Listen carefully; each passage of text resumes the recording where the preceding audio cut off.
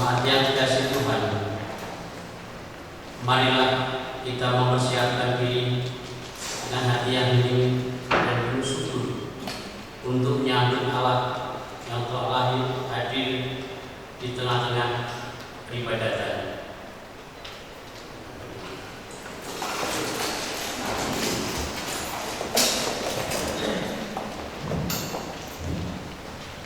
Saudara yang dikasihi oleh Tuhan, dengan berdiri kita menyanyikan untuk jemaat 17, kita nyanyikan bait yang pertama dan yang keempat.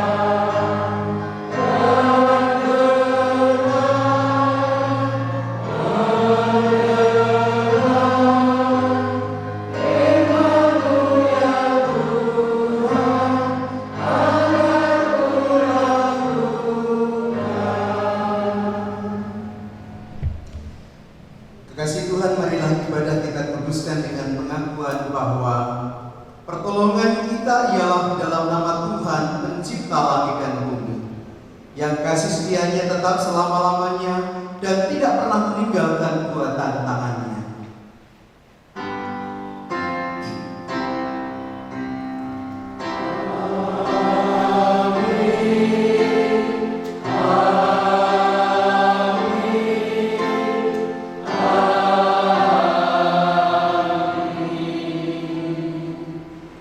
Kasih karunia dan damai sejahtera dari Allah Bapa kita dan dari Tuhan Yesus Kristus menyertai saudara sekalian.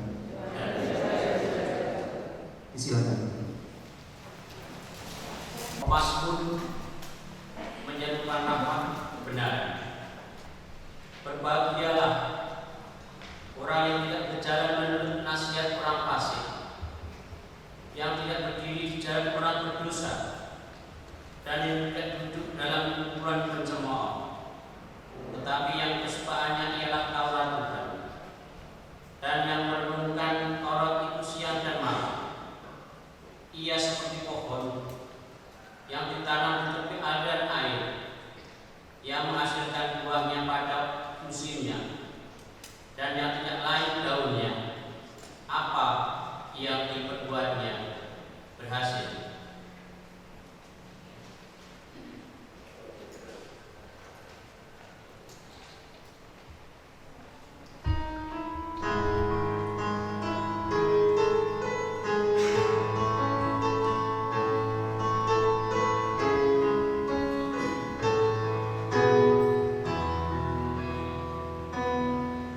Sini dapat kami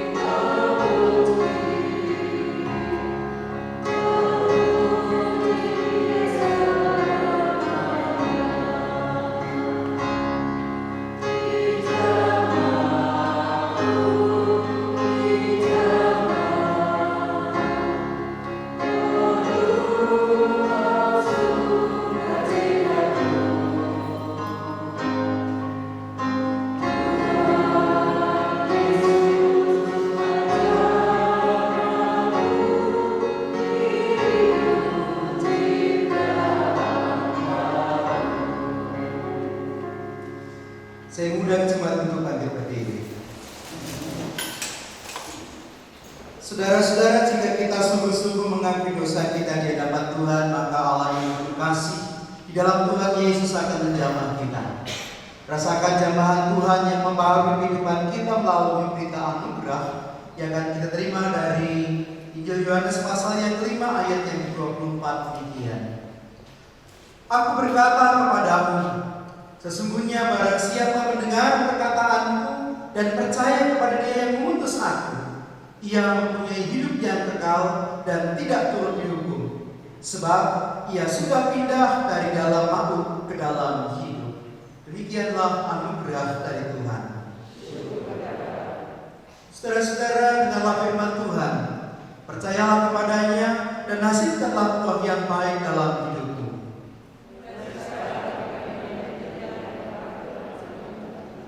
Sabda Tuhan Allah bagai tiris hujan.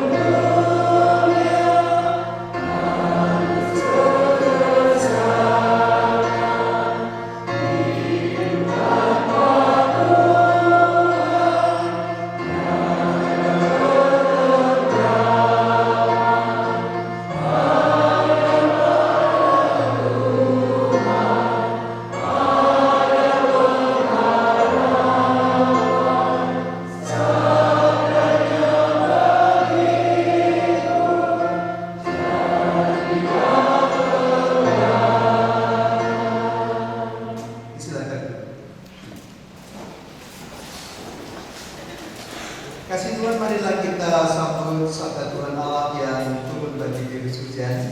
Kita siapkan hati kita dengan bersama-sama berdoa. Mari berdoa.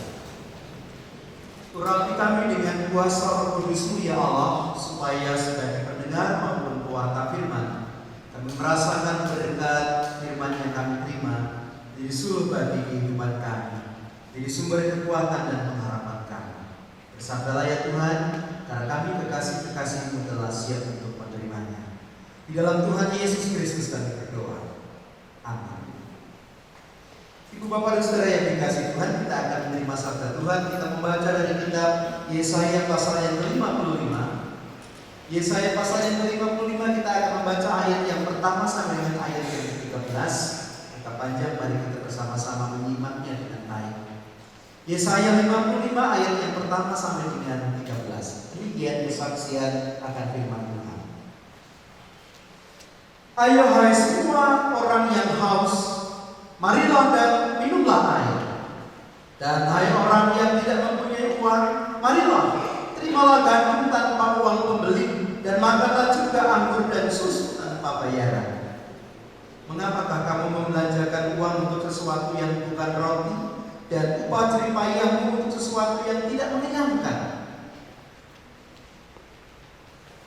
Dengarkanlah aku, maka kamu akan memakan yang baik, dan kamu akan menikmati sajian yang paling lezat. Sendingkanlah telingamu dan datanglah kepadaku, dengarkanlah maka kamu akan hidup. Aku hendak mengikat perjanjian abadi dengan kamu, menurut kasih setia yang teguh yang kujanjikan kepada Daud. Sesungguhnya aku telah menetapkan dia menjadi saksi bagi bangsa-bangsa, menjadi seorang raja dan pemerintah bagi suku-suku bangsa. Sesungguhnya engkau akan memanggil bangsa yang tidak kau kenal, dan bangsa yang tidak mengenal engkau akan berlari kepadamu, oleh karena Tuhan Allahmu dan karena yang Maha Kudus Allah Israel yang mengagungkan engkau. Carilah Tuhan selama ia berkenan ditemui, berserulah kepadanya selama ia dekat. Baiklah orang fasik meninggalkan jalannya, dan orang jahat meninggalkan rancangannya. Baiklah ia kembali kepada Tuhan, maka dia akan mengasihaninya, dan kepada Allah kita, sebab ia memberi pengampunan dengan limpahnya. Sebab rancanganmu bukanlah rancanganmu, dan jalanmu bukanlah jalanmu. Demikianlah firman Tuhan. Seperti tingginya langit dari bumi, demikianlah tingginya jalanmu dari jalanmu, dan rancanganmu dari rancanganmu. Sebab seperti hujan dan salju turun dari langit dan tidak kembali ke situ, melainkan mengairi bumi, membuatnya subur dan menumbuhkan tumbuh-tumbuhan, memberikan benih kepada penabur dan roti kepada orang yang memakan. Demikianlah firman-Ku yang keluar dari mulut-Ku. Ia tidak akan kembali kepadaku dengan sia-sia, tetapi ia akan melaksanakan apa yang Ku kehendaki dan akan berhasil dalam apa yang Kusuruhkan kepadanya. Sungguh, kamu akan berangkat dengan sukacita dan akan dihantarkan dengan damai. Gunung-gunung serta bukit-bukit akan bergembira dan bersorak-sorai di hadapanmu, dan segala pohon-pohonan di padang akan bertepuk tangan. Sebagai ganti semaduri akan tumbuh pohon sanobar, dan sebagai ganti kecubung akan tumbuh pohon murah, dan itu akan terjadi sebagai kemasukan bagi Tuhan, sebagai tanda abadi yang tidak akan lenyap. Demikian pembacaan firman Tuhan. Yang disebut berbahagia mereka yang mendengarkan dengan setia, yang percaya dilakukannya dalam hidupnya setiap hari. Haleluya.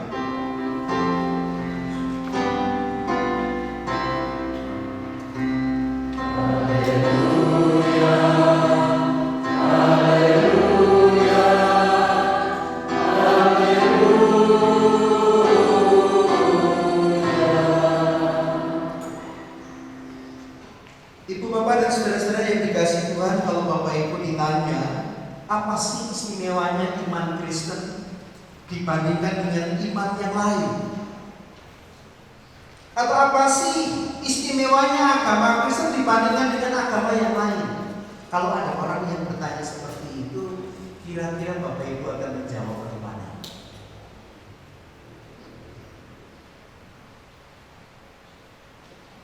Bapak Ibu yang dikasih itu ada banyak jawaban, tetapi salah satunya kita bisa mengatakan, dalam iman yang lain manusia itu mencari Allah. Saya ulang sekali lagi, dalam iman yang lain, dalam agama yang lain, manusia itu mencari Allah. Tetapi dalam iman Kristen, dalam agama Kristen, Allah yang mencari manusia. Kita boleh membanggakan, kita boleh merayakan bahwa dalam iman Kristen Allah mencari manusia, dan kalau Allah yang mencari manusia, pasti Allah menemukan manusia.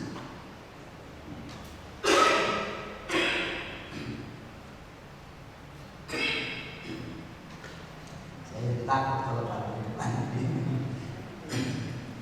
Saya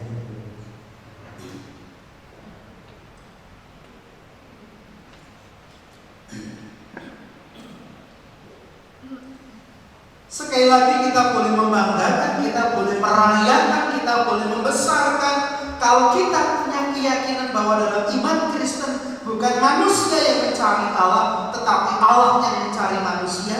Dan kalau Allah mencari manusia, maka pasti Allah akan menemukan manusia.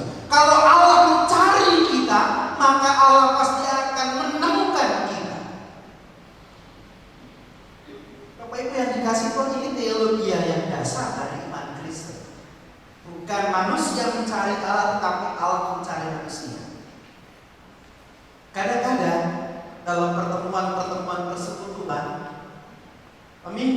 seringkali mengungkapkan hal yang menurut saya tidak pas.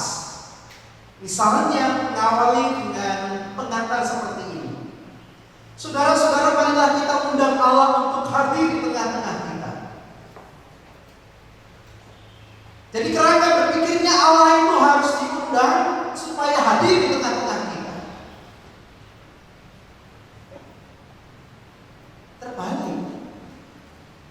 Allah sudah hadir dan manusia menyambut kehadiran Allah itu. Kenapa Allah sudah hadir? Karena setiap pertemuan ibadah kita, Allah lah yang punya inisiatif, Allah lah yang punya kehendak, sehingga Allah menjumpai manusia, bukan manusia yang mencari Allah.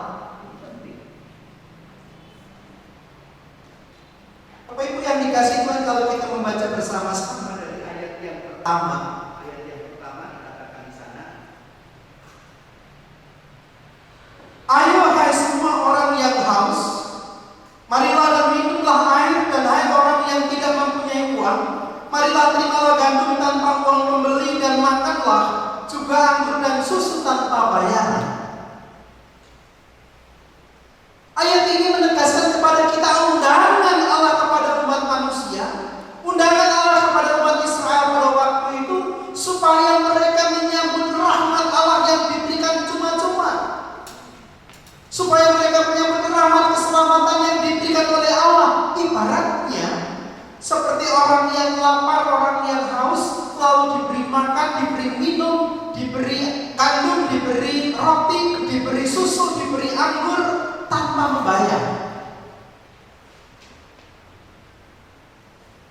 Allah yang mengundang kita, Allah yang membuka pintunya kepada kita, sehingga kita bisa menjumpai Allah, karena Allah telah terlebih dahulu berinisiatif untuk berjumpa dengan kita.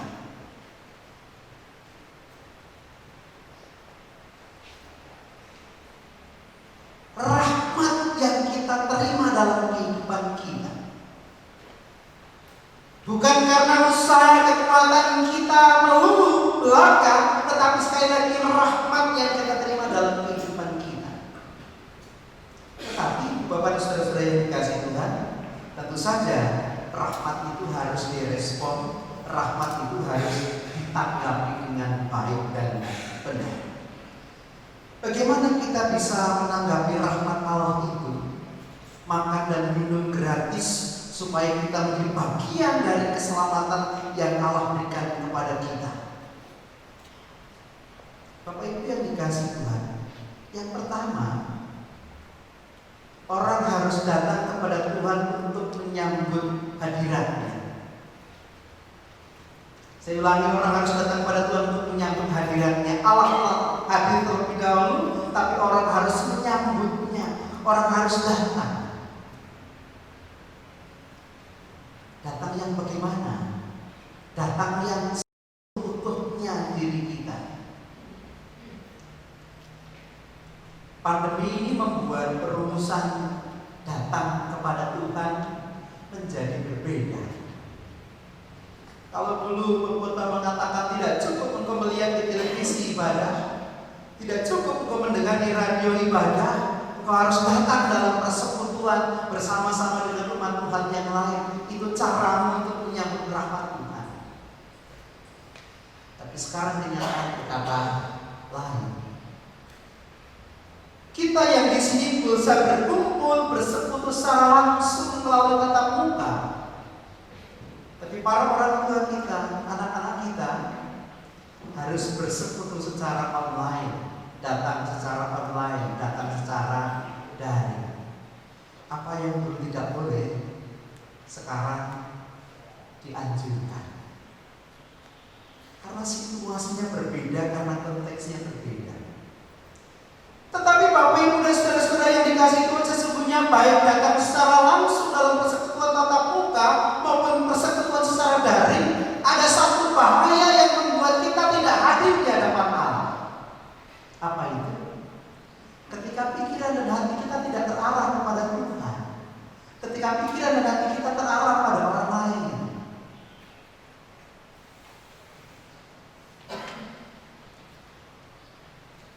Di medsos, di Facebook, di Instagram, Di Twitter, di banyak media sosial itu kan ada banyak orang Kristen yang setelah ibadah di rumah kemudian memfoto, atau pas ibadah itu memfoto lalu diunggah di medsos.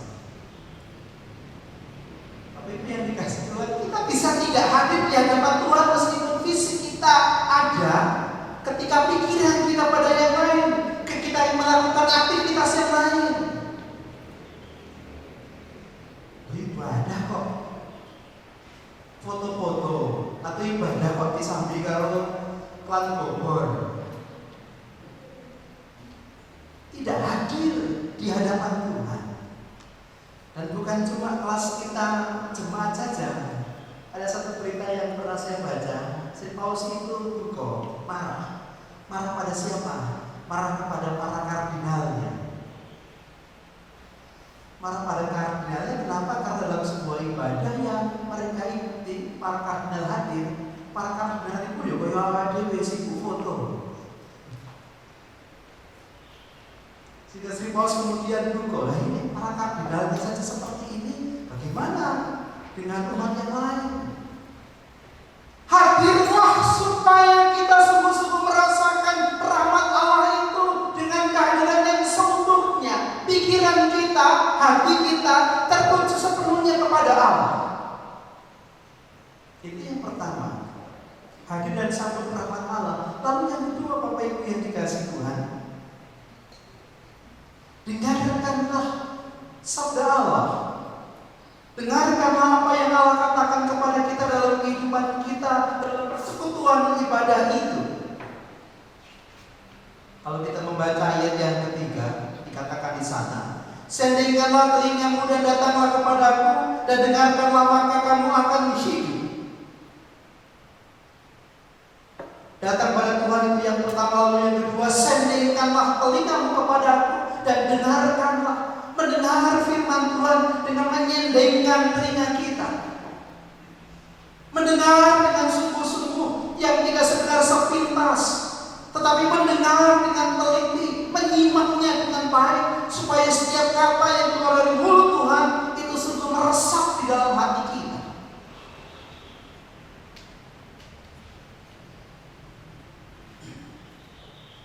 Yang pertama datang, yang kedua dengar, lalu yang ketiga, Ibu Bapak dan saudara kasih Tuhan, ayat yang ke-7. Baiklah orang fasik meninggalkan jalannya, dan orang jahat meninggalkan rancangannya. Baiklah ia kembali kepada Tuhan, maka dia akan mengasihaninya, dan kepada Allah kita, sebab ia memberi pengampunan dengan limpahnya. Apa yang kita dengar itu jangan sekedar menjadi koleksi kita, jangan sudah menjadi pengetahuan kita, tapi apa yang kita dengar itu mesti kita perbuat, kita lakukan, kita praktekkan dalam kehidupan kita. Orang fasik bertobat, orang yang punya rancangan jahat berbalik dari rancangannya. Dengan dengarkan firman Tuhan itu kemudian mengubah kehidupan kita menjadi kehidupan yang baik, kehidupan yang memuliakan Tuhan. Bapak Ibu dan saudara-saudara yang dikasih Tuhan, barangkali Bapak Ibu akan mengatakan, Pak, dengarnya sih dengar, tapi saya nggak ngerti, saya nggak mudah. Pak, bacanya sih baca setiap hari, saya baca firman Tuhan, tapi saya tidak mengerti, saya tidak tahu makna dari apa yang saya baca itu. Bagaimana ini?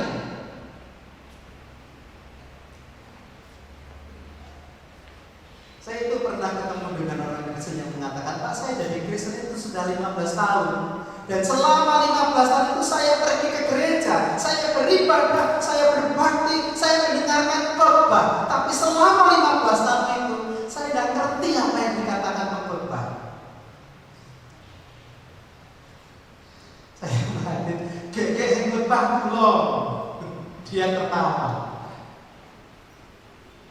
Tapi Bapak Ibu dan saudara yang dikasih Tuhan, mengerti atau tidak mengerti, dengar, mengerti atau tidak mengerti, baca terus, dengar terus.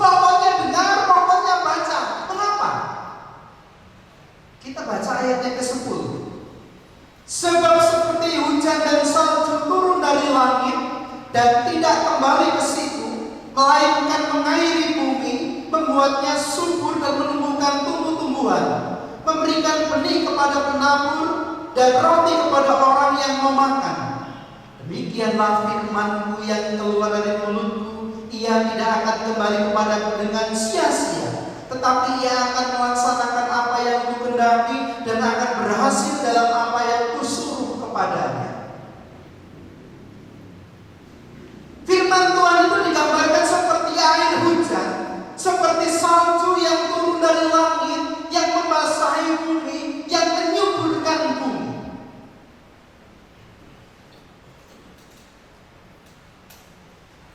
Firman Tuhan itu digambarkan sebagai pribadi yang diutus Tuhan untuk bekerja, punya kuasa, dan tidak akan kembali, dan pekerjaannya tidak akan sia-sia.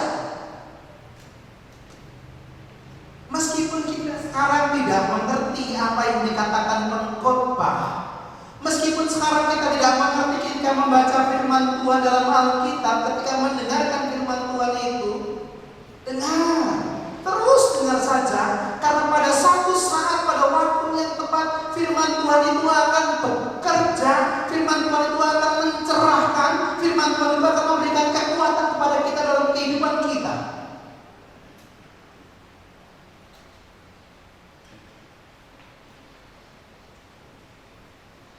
Satu ketika ada seorang rekan yang datang kepada saya mengatakan begini, "Pak, saya itu dimusuhi dalam pekerjaan saya karena saya berusaha untuk jujur.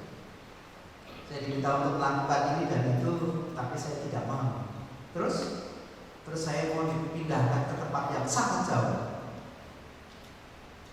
Terus atasan saya membela saya karena memang ada pekerjaan di kantor saya yang hanya saya yang bisa melakukannya dengan baik. Terus ketika saya mengalami itu, saya ingat apa yang Pak perkhotbahkan dulu. Apa itu? Ketika Yosua mau masuk ke tanah perjanjian, maka firman Tuhan katakan, berjalan lurus dan menyimpang ke kanan atau ke kiri. Saya tanya dia, waktu mendengarkan khotbah, kamu paham? Dia tertawa. Dia mengatakan, ketika saya mendengarkan khotbah, saya mungkin tidak paham, tapi ketika saya mengalami peristiwa itu, ketika saya mengalami tantangan itu, firman Tuhan memberikan kekuatan, firman Tuhan memberikan pencerahan, membuat saya tahu apa yang harus saya lakukan. Saat ini dari paham, saat ini dari dok, tapi dengar saja. Suatu saat nanti firman Tuhan itu akan bekerja dalam kehidupan kita, menguatkan kita, memberkati kita, karena setiap firman yang keluar dari mulut Allah itu tidak akan kembali dan tidak akan berakhir sia-sia. Ia akan mengerjakan pekerjaan yang diutus Allah dan itu akan berhasil.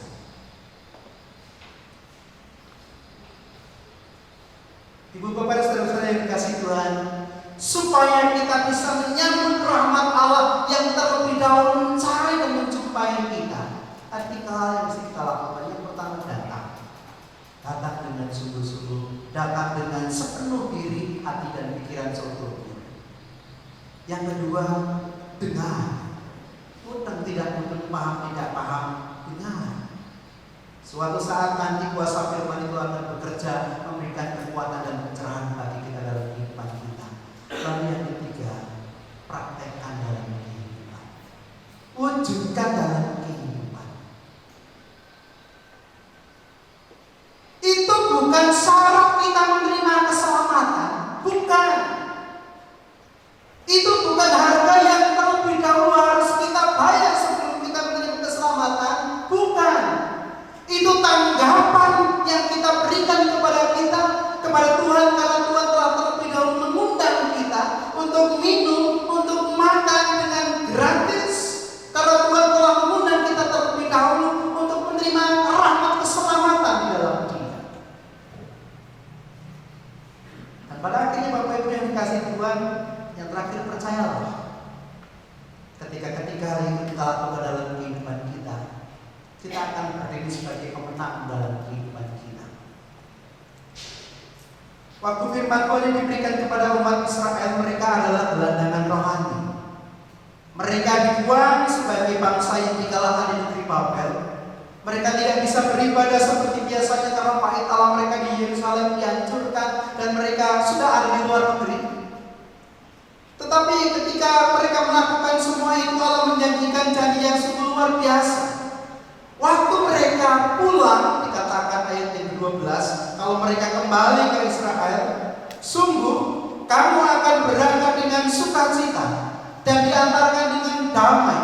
Gunung-gunung serta bukit-bukit akan bergembira dan bersorak-sorai di depanmu, dan segala pohon-pohonan di padang akan bertepuk tangan. Sebagai ganti semak duri akan tumbuh pohon sanobar, dan sebagai ganti kecubung akan tumbuh pohon murah. Itu akan terjadi sebagai kemasyhuran bagi Tuhan, sebagai tanda abadi yang tidak akan lenyap. Segala kemuliaan akan Tuhan kenakan bagi umatnya. Segala kemuliaan akan Tuhan berikan kepada umatnya. Mereka yang datang menyambut rahmat Tuhan, mereka yang mendengarkan firman Tuhan dengan sungguh-sungguh, mereka yang melakukan firman, yang mempraktekannya dalam kehidupannya, itu akan berdiri sebagai pemenang. Itu akan berdiri sebagai orang yang menerima rahmat Tuhan. Pulanglah dengan damai sejahtera, pulanglah dengan sukacita. Jangan pulang dengan ketakutan. Kalau pulang dengan kecemasan, karena Tuhan bersama-sama dengan engkau. Tuhan berkati. Amin. Mari kita mengambil saat ini, kita berdoa firman Tuhan. Saat ini cukup. Mari kita berdiri.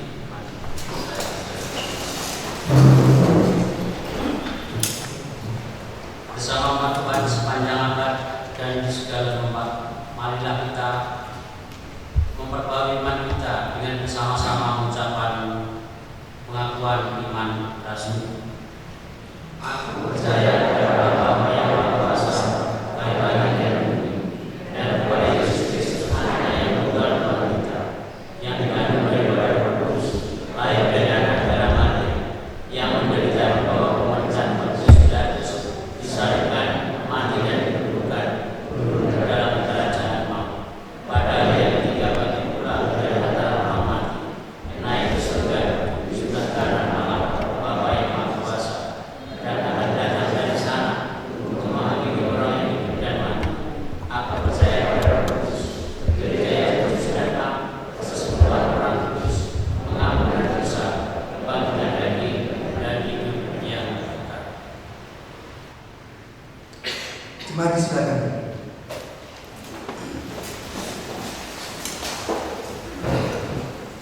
Mari bersama-sama kita naikkan syafaat kita. Kita berdoa.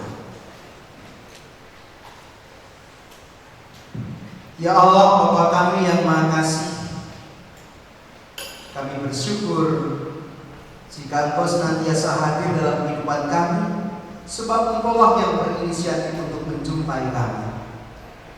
Maka kami mohon penyertaan Roh Kudus-Mu supaya kami datang sepenuh hati di hadapan-Mu, supaya kami mendengarkan setiap kebenaran firman-Mu, dan kami tidak hanya ingin mendengar, tapi juga melakukan firman dalam kehidupan kami, supaya kami terberkati dalam kehidupan kami sehari-hari oleh berkenan-Mu. Allah yang penuh kasih, dalam ibadah ini kami menyerahkan saudara-saudara kami yang sedang terbaring sakit, atau mereka yang sedang dalam pemulihan dari sakit mereka, baik terbaring di rumah maupun di rumah sakit. Kami sebut dengan kasih saudara kami, Ibu Arya Tiningsih, Bapak Ainun, Ibu Teresia, Bapak Sudarso, Anak Gabriel, Bapak Yohanes Suhadi, Bapak Thomas Manto, Bapak Karel Mas Maitela, Bapak Sri Astanto, Ibu Lisa Paludi, dan juga saudara-saudara kami yang lain yang tidak dapat kami sebutkan satu persatu. Mari Kau jamah mereka Tuhan, Kau pulihkan mereka, Kau palu mereka, Kau segarkan mereka, dan Kau karuniakan pada mereka kesembuhan, kesehatan yang sempurna. Berkati kami agar kami dimampukan untuk menjaga kesehatan pemberian Tuhan dengan baik, apalagi di tengah-tengah situasi pandemi seperti ini. Biarlah kami berdiri selamat oleh karena pertolongan Tuhan, dan kami berikan bagi orang-orang di sekitar kami. Berkati kami melalui pekerjaan yang telah Tuhan percayakan pada kami, Biarlah kami melakukan dengan ketekunan, dengan kerajinan, dengan kesungguhan hati, dengan kesucian, agar melalui pekerjaan yang Tuhan berikan pada kami, bukan hanya rezeki kami tercukupi, tetapi kami dimampukan saluran berkat bagi orang-orang di sekitar kami, dan kami boleh berbakti beribadah melalui pekerjaan itu. Ada banyak saudara-saudara kami yang berkumpul dalam kehidupan rumah tangga mereka, persoalan ekonomi, persoalan keluarga, hubungan suami istri, orang tua dan anak, persoalan pekerjaan. Tolonglah Tuhan, biarlah Engkau yang berkarya supaya setiap pergumulan itu boleh lepas dari kehidupan mereka, dan kehidupan mereka dipulihkan sebagai pemenang oleh kasih dan kemurahan Tuhan. Kami berdoa untuk bangsa dan negara kami, keprihatinan yang sedang kami alami sebagai bangsa, bahkan seluruh masyarakat dunia, pandemi COVID-19 ini. Ya Allah, singkirkanlah, dan biarlah kami boleh dimampukan untuk belajar membangun tata kehidupan baru yang lebih baik setelah pandemi ini.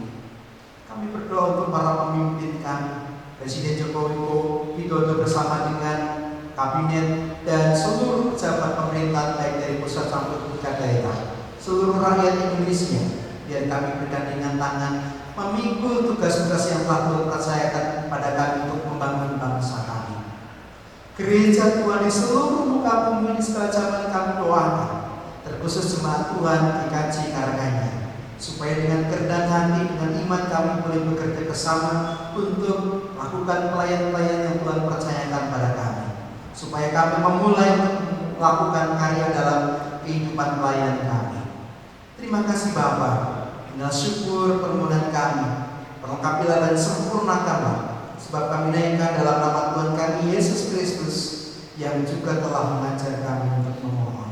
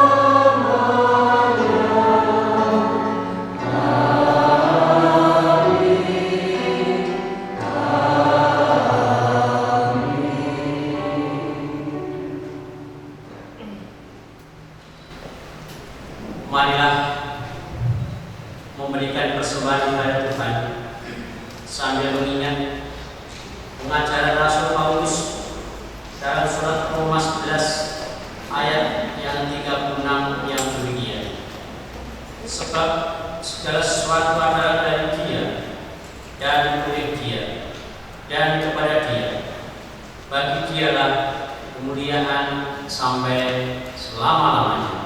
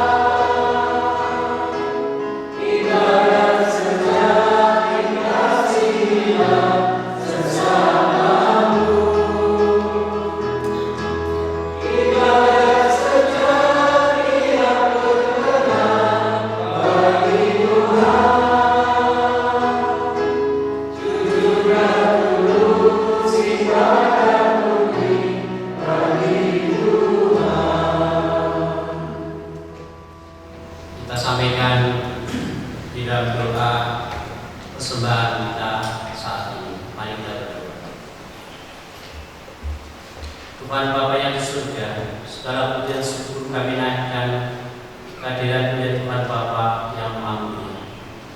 Dengan segala kerendahan hati, pagi hari ini kami boleh ucap syukur karena boleh menyampaikan sebagian dari hasil berkat kemurahan Tuhan.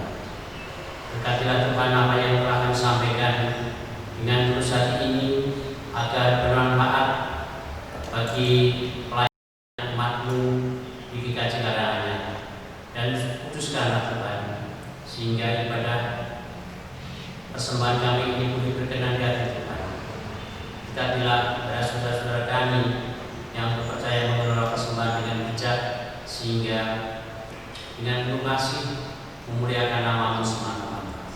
Di dalam nama Juru Selamat Tuhan Yesus Kristus kami panjatkan doa kami pada saat ini Tuhan. Amin.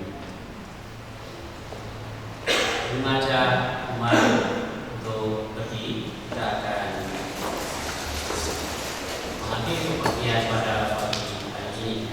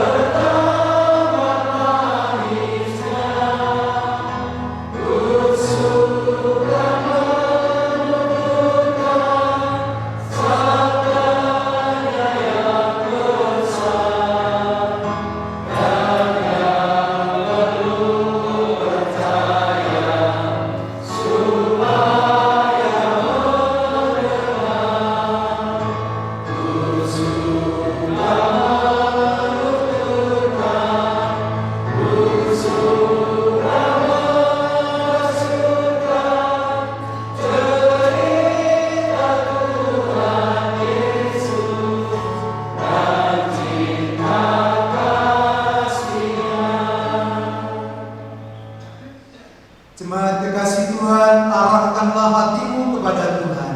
Kami mengarahkan hati kepada Tuhan. Jadilah saksi Kristus. Terpujilah Tuhan. Terimalah berkat Tuhan. Semoga Allah sumber pengharapan memenuhi kamu dengan segala sukacita dan damai sejahtera dalam iman kamu, supaya oleh kekuatan Roh Kudus kamu berlimpah-limpah dalam pengharapan.